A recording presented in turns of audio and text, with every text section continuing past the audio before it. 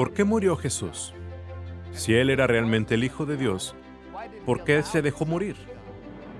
¿Por qué no usar todo ese poder para protegerse a sí mismo y a sus seguidores y establecer un buen reino terrenal? De hecho, eso esperaban sus discípulos que hiciera. Ahora que Él se declaró abiertamente como el Mesías, ellos esperaban que entrara en Jerusalén y destruyera a los enemigos de Dios y que sacara a los odiados romanos. La vida bajo el gobierno romano era dura. Los soldados tomaban lo que ellos querían. Los recolectores de impuestos se llevaban lo que querían. Un soldado romano podía tirar sus cosas y forzar a un judío a cargarlas. Los judíos tenían un marcador de kilómetros en todas las direcciones de su casa para saber exactamente qué tan lejos tenían que cargar sus cosas, porque a nadie le gusta ser esclavo. 3 veces Jesús les dijo a sus discípulos que iba a entrar en Jerusalén y que ahí sufriría a manos de los ancianos, los sacerdotes jefes y los maestros de la ley, que lo matarían. Pero 3 días después, Él se levantaría de entre los muertos. La primera vez que Jesús le dijo a sus discípulos que iba a morir fue en Cesarea de Filipo, en donde Pedro hizo la gran confesión de que Jesús era el Cristo. Sin embargo, cuando Jesús hizo la confesión de que Él era el Cristo, de que Él era el Mesías, y le dijo a sus discípulos que Él iba a ir a Jerusalén a morir, Pedro lo apartó y comenzó a reprenderlo, diciéndole: Señor, eso nunca podría ser. Pedro no podía contemplar a un Mesías que tuviera que morir. Y Jesús tuvo que apartar a Pedro y reprenderlo. Le dijo: Tú no tienes en mente las cosas de Dios, sino las meras preocupaciones humanas. La segunda vez que Cristo le dijo a sus discípulos que Él iba a ir a Jerusalén a morir, ellos estaban comprensiblemente tristes. Pero la tercera vez que Jesús le dijo a sus discípulos, la respuesta de ellos fue realmente increíble.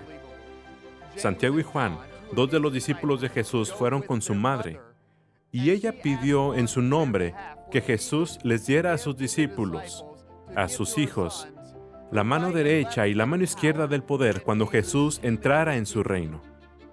Ahora, cuando los otros discípulos escucharon esto, se indignaron, probablemente porque no se les ocurrió primero. Jesús sabe que los discípulos tenían en mente el tipo equivocado de Mesías, el tipo equivocado de reino y el tipo equivocado de líderes en su reino. Como consecuencia, Jesús reúne a sus discípulos y les habla sobre lo que es la verdadera grandeza. Jesús dijo: saben que los gentiles gobiernan a la gente. Saben que los altos oficiales ejercen su autoridad sobre otros. Ellos sabían cómo era eso.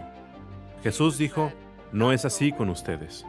En lugar de eso, quien quiera ser grande entre ustedes debe ser un sirviente, y quien quiera ser el primero debe ser esclavo.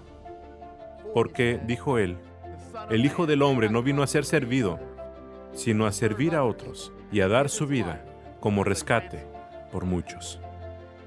Incluso Jesús, aunque Él era el Mesías, no usó su poder y su autoridad para forzar a otros a hacer su voluntad. En lugar de eso, Él usaba su poder y autoridad para amar y servir a otros. Desde que el pecado entró al jardín del Edén, nuestro mundo y toda la humanidad ha sufrido por el pecado y la esclavitud que trae. Lo vemos en guerras constantes, división racial, violencia y actos destructivos de la naturaleza. Probablemente lo hemos experimentado a través de la fragilidad de las relaciones, el abuso, adicción, soledad, el vacío del materialismo.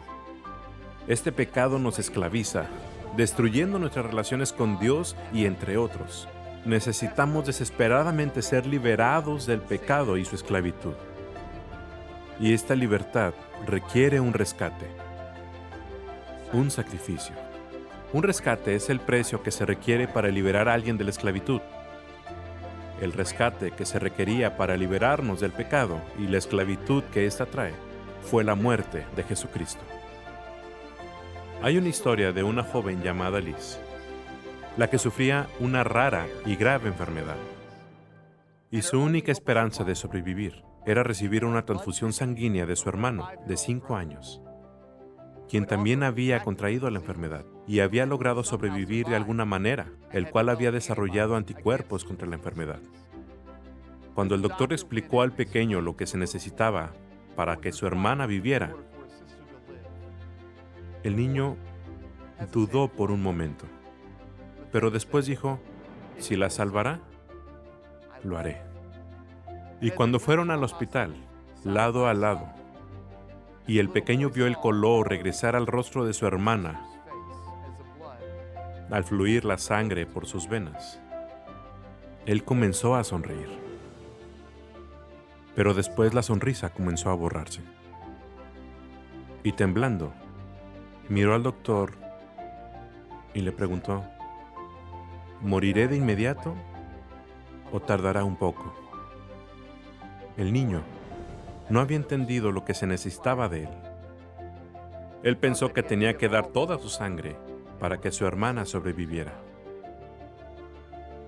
Jesucristo dio su vida voluntariamente y Él dio su sangre y se sacrificó por nosotros para que pudiéramos vivir, para que nos pudiera redimir.